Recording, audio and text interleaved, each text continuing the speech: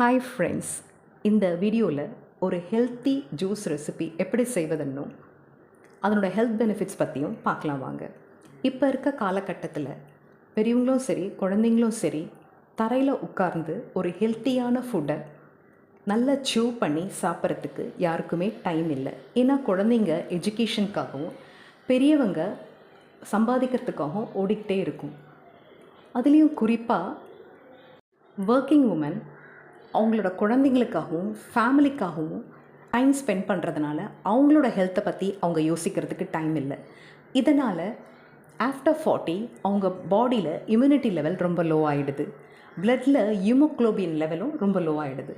இதனால் அவங்க வேலை செய்யும்போது சீக்கிரத்திலே ரொம்ப டல்லாக ஃபீல் பண்ணுவாங்க. எப்படாப்பா தரையில் உட்காந்து ரெஸ்ட் எடுப்போன்ற ஒரு நினப்பு அவங்களுக்கு எப்போவும் இருந்துக்கிட்டே இருக்கும். இந்த மாதிரியான ஹெல்த் இஷ்யூலேருந்து வெளியே வரதற்கான ரெசிபி தான் இந்த ஜூஸ். வாங்க எப்படி செய்வதுன்னு பார்க்கலாம். நம்ம டெய்லி கிச்சனில் யூஸ் பண்ணுற பொருளை வச்சு தான் இந்த ஜூஸ் நம்ம ரெடி பண்ண போகிறோம். 2 நெல்லிக்காவை அதில் இருக்க சீட் எடுத்துகிட்டு நறுக்கி வச்சுக்கோங்க.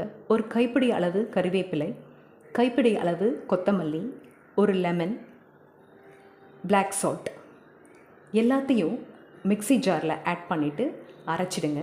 அப்புறமா கொஞ்சம் தண்ணி விட்டு நல்லா அரைச்சிடுங்க.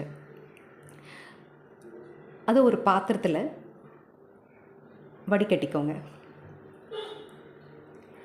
இதை நம்ம அப்படியும் குடிக்கலாம். ஆனால் குடித்தோம்னா வாயில் தட்டுப்படும், குழந்தைங்களுக்கு அது பிடிக்காது. அதனால் வடிச்சிட்டு குடிங்க.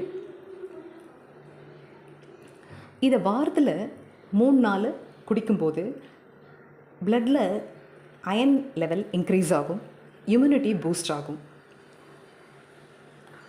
இந்த ரெசிபியை நீங்கள் ட்ரை பண்ணிவிட்டு எனக்கு கமெண்ட் பண்ணுங்கள். சப்ஸ்கிரைப் பண்ணாதவங்க சப்ஸ்கிரைப் பண்ணுங்கள், லைக் பண்ணுங்கள், ஃபேமிலி அண்ட் ஃப்ரெண்ட்ஸ்க்கு ஷேர் பண்ணுங்கள். தேங்க்யூ.